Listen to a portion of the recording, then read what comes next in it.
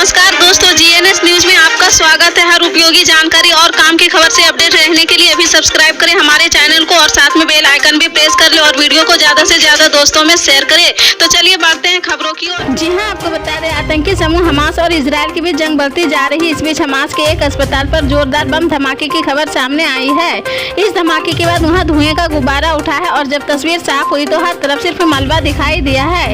इसके हर तरफ लोगों की चीख पुकार सुनाई दे रही थी। बताया जा रहा कि बम धमाके में 500 लोगों की मौत हो गई है। हमास ने दावा किया है कि इजरायली सेना की ओर से यह बम धमाका किया गया है। वहीं इजरायल ने खारिज कर दिया है। इजरायल के प्रधानमंत्री बेंजामिन नेतन्याहू ने कहा कि इजरायली सेना ने अस्पताल पर बम धमाका नहीं किया है। उन्होंने कहा कि पूरी दुनिया को पता होना चाहिए कि गाजा में जो बर्बर हमला हुआ है उसे आतंकवादियों ने अंजाम दिया है। इजरायली सेना ने हमला नहीं किया है। जिन लोगों ने हमारे बच्चों की बेरहमी से हत्या की है वे अपने बच्चों की भी हत्या करते हैं। सपा नेता अब्दुल्ला आजम के 2 जन्म प्रमाण पत्र केस में सपा महासचिव आजम खान, उनकी पत्नी तजीन फातिमा और बेटे अब्दुल्ला आजम को 7 साल की सजा देकर कोर्ट ने जेल भेज दिया है। आजम खान के परिवार को रामपुर कोर्ट से यह बड़ा झटका लगा है। कोर्ट ने अब्दुल्ला आजम खान और तजीन फातिमा को 2 जन्म तिथिर केस में दोषी करार देने के बाद की सजा के लिए दोपहर बाद का समय तय किया था। कोर्ट के आदेश पर पुलिस ने तीनों को दोषी करार देते ही हिरासत में लिया था। अब सजा सुना दिया गया है और कोर्ट में तीनों सीधे जेल जाएंगे। बीजेपी नेता आकाश सक्सेना ने अब्दुल्ला आजम को 2 जन्म प्रमाण पत्र को लेकर केस दायर किया था, जिस पर फैसला आया है और मां बाप और बेटे तीनों को दोषी पाया गया है। कोर्ट का फैसला आने के बाद पुलिस प्रशासन चौकन्ना है। रामपुर कचहरी में भारी संख्या में पुलिस की तैनाती कर दी गई है। आजम खान पिछले साल मई में 27 महीने जेल में रहकर सुप्रीम कोर्ट से मिली जमानत पर बाहर आए थे। उस समय उन पर 88 केस दर्ज थे। कांग्रेस सांसद राहुल गांधी ने एक बार फिर अदानी समूह पर बड़ा हमला किया है। राहुल गांधी ने दिल्ली में एक प्रेस कॉन्फ्रेंस में अदानी और कोयले की रहस्यामी कीमतों में वृद्धि पर एक मीडिया रिपोर्ट दिखाई है। राहुल ने कहा कि अदानी जी को चाहते हैं कि उन्हें मिल जाता है। सब जानते हैं कि अदानी समूह ने भ्रष्टाचार किया है। राहुल गांधी ने अदानी समूह पर बड़ा आरोप लगाया है। अदानी ने 32,000 करोड़ का घोटाला किया है। अदानी समूह को सरकार का संरक्षण मिल रहा। महंगी बिजली के पीछे अदानी समूह का हाथ है। सवाल उठने पर भी जाँच नहीं की जा रही। ऐसी क्या बात है कि जांच नहीं हो रही? राहुल गांधी ने कहा कि अदानी समूह ने कोयले के आयात में गड़बड़ी की है और 1200 करोड़ रुपए का गबन किया है। महुआ मोइत्रा मामले में 26 अक्टूबर को एथिक्स कमेटी की बैठक होनी है। बैठक में निशिकांत दुबे और वकील जय अनंत देहाद्रई सबूत भी पेश कर सकते हैं। मिल रही जानकारी के अनुसार यह बैठक दोपहर 12 बजे शुरू होगी। निशिकांत दुबे और जय अनंत देहाद्रई को मौखिक साक्ष्य देने के लिए बुलाया गया है। इसे लेकर एक नोटिस भी जारी किया गया है। महुआ मोइत्रा पर पैसे लेकर सांसद में सवाल पूछने के आरोप है। बता दें कि टीएमसी सांसद महुआ मोइत्रा के खिलाफ कुछ दिन पहले ही बीजेपी सांसद निशिकांत दुबे की शिकायत लोकसभा अध्यक्ष ओम बिरला ने लोकसभा की एथिक्स कमेटी को भेजी थी। पैसे लेकर सांसद में सवाल पूछने के आरोप में घिरी महुआ मोइत्रा को लेकर निशिकांत दुबे ने चिट्ठी लोकसभा अध्यक्ष को लिखी है। बीजेपी एमपी के आरोपों पर एक वकील की सीबीआई को शिकायत के बाद केंद्रीय मंत्री राजीव चंद्रशेखर ने खुलासा किया था कि महुआ मोइत्रा के सवालों की भाषा कारोबारी हिरंदगी की भाषा से मिलती है। लोकसभा स्पीकर ओम बिरला को लिखी चिट्ठी में दुबे का आरोप है कि महुआ मोइत्रा को सदन में सवाल पूछने के लिए बिजनेसमैन दर्शन हीरानंदिनी को गिफ्ट और कैश मिला है। सिक्किम में ग्लेशियर झील के टूटने से आई तबाही में अब तक 40 लोगों की मौत हो गई है। 4 अक्टूबर को आई आपदा के 2 हफ्ते बाद भी 76 लोग अभी भी लापता है। सिक्किम में 4 अक्टूबर को बादल फटने से तीस्ता नदी में बाढ़ आ गई थी। इसमें 88,000 लोग प्रभावित हुए हैं। 2011 की जनगणना के मुताबिक सिक्किम में 6.10 लाख आबादी या भारत के किसी भी राज्य में सबसे कम है। सिक्किम डिजास्टर मैनेजमेंट के मुताबिक ज्यादातर 100 पौंड जिले में यह अब तक 2600 मिले हैं। इनमें से 11 आर्मी के जवान जबकि 15 आम नागरिक थे। मोदी सरकार ने दिवाली और दुर्गा पूजा से पहले केंद्रीय कर्मचारियों और किसानों को बुधवार को बड़ी राहत दी है। सरकार ने 4% महंगाई भत्ता बढ़ाने का ऐलान किया है। केंद्रीय मंत्री अनुराग ठाकुर ने कहा कि केंद्र सरकार के कर्मचारियों का महंगाई भत्ता और पेंशनरों के महंगाई राहत में 1 जुलाई 2023 से 4% की बढ़ोतरी करने का निर्णय लिया गया है। यह 42% से बढ़कर 46% हो गया है। साथ ही रेलवे कर्मचारियों को बोनस देने पर भी मुहर लगी है।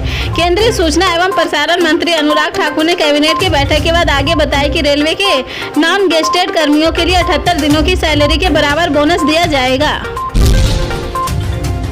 दिल्ली में साल 2008 में हुई पत्रकार सुमैया विश्वनाथ की हत्या के मामले में अदालत ने 4 आरोपियों रवि कपूर, अमित शुक्ला, अजय कुमार और बलजीत मलिक को दोषी करार दिया है। 4 आरोपियों को मकोका प्रावधानों के तहत भी दोषी ठहराया गया है। अदालत ने 5वें आरोपी अजय सेठी को चोरी की संपत्ति लेने का दोषी ठहराया। वहीं अदालत ने सजा के लिए 26 अक्टूबर की तारीख तय की है। आरोपियों के दोषी करार दिए जाने के बाद मृतक पत्रकार की मां की प्रतिक्रिया सामने आई है। सुमैया विश्वनाथ की मां ने कहा कि हमने अपनी बेटी खो दी है, लेकिन यह फैसला दूसरों के लिए भी एक निवारक के रूप में काम करेगा। वहीं उन्होंने दोषियों के लिए आजीवन कारावास की सजा की मांग की है। वहीं उनके पिता ने कोर्ट के फैसले पर कहा कि न्याय हुआ है। Sumaiya Vishwanath TV today network में काम करती थी। 15 साल से परिवार के इंसाफ का इंतजार था।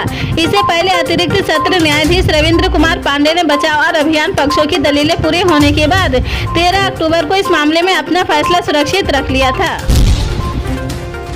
मेरठ के लोहिया नगर इलाके में साबुन बनाने वाली एक फैक्ट्री में हुए विस्फोट से मरने वालों की संख्या 5 हो गई है। इस बात की जानकारी अधिकारियों ने बुधवार को दी है। मेरठ के जिला अधिकारी दीपक मीना ने बुधवार को बताया कि मंगलवार को लोहिया नगर में हुए विस्फोट में सुबह 4 लोगों की मौत हो गई थी, जबकि एक अन्य घायल व्यक्ति की देर शाम इलाज के दौरान मौत हो गई थी।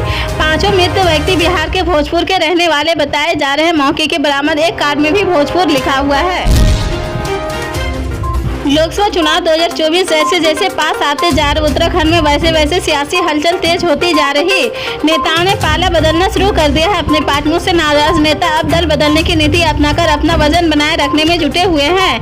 ऐसा ही मंगलवार को देहरादून में देखने को मिला, जहां 2 बार विधायक और राज्य मंत्री रहे बीजेपी के वरिष्ठ नेता ज्ञानचंद ने पार्टी से इस्तीफा दे दिया है और वो राष्ट्रीय पार्टी को छोड़कर क्षेत्रीय दल स्वराज सेवा दल में शामिल हो गए हैं। ज्ञानचंद 2 बार उत्तरकाशी से बीजेपी के विधायक रह चुके हैं और भगत सिंह कोश्यारी की सरकार में राज्य मंत्री भी रह चुके हैं। पिछले काफी समय से वो पार्टी में उपेक्षित महसूस कर रहे थे, जिसके बाद लोकसभा चुनाव से पहले उन्होंने बीजेपी से इस्तीफा दे दिया है और अब स्वराज सेवा दल को ज्वाइन कर लिया है।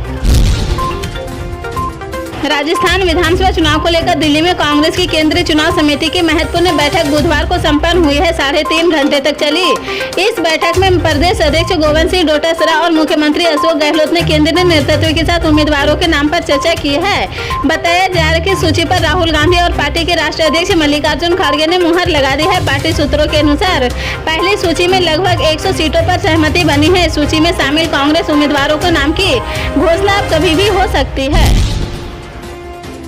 मध्य प्रदेश चुनाव से पहले कांग्रेस सांसद राहुल गांधी ने बड़ा दाव खेला है। उन्होंने राज्य में महंगी बिजली का जिम्मेदार उद्योगपति अडानी को बताया है। उन्होंने कांग्रेस मुख्यालय पर प्रेस कॉन्फ्रेंस में उद्योगपति अडानी पर बड़ा निशाना साधा।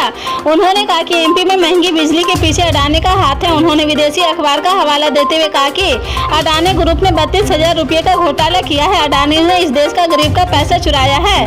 राहुल गांधी ने इस मुद्दे पर पीएम मोदी पर भी निशाना साधा। उन्होंने कहा कि अडानी घोटाले कह रहे हैं कि और प्रधानमंत्री उन्हें बचा रहे हैं। राजस्थान के रहने वाली अंजू इस साल अपने पति और बच्चों को छोड़कर पाकिस्तान चली गई थी। वहां जाने के बाद उन्होंने कहा था कि वह पाकिस्तान के नसरुल्ला से मिलने आई है। अंजू ने कहा था कि वह नसरुल्ला से फेसबुक पर मिली है और प्यार कर बैठी है, जिसके बाद उन्होंने पाक जाने का फैसला लिया। कुछ महीने पाकिस्तान में रहने के बाद अब अंजू वापस लौट रही। राजस्थान के भिवाड़ी की रहने वाली अंजू अक्टूबर के आखिर में भारत लौट आएगी। राजस्थान तक ने अंजू से बातचीत के आधार पर यह दावा किया है। अंजू ने कहा कि वह अपने बच्चों की खातिर भारत लौट रही। उन्होंने कहा कि लोगों के कई सवाल है और वह भारत लौटकर सभी सवालों के जवाब देगी। अंजू ने बताया कि पाकिस्तान में उनके वीजा की लिमिट समाप्त हो रही और वो इसे बढ़वाना नहीं चाहती है। उसकी वजह उनके बच्चे वह भारत लौटकर अपने बच्चों के साथ रहना चाहती है।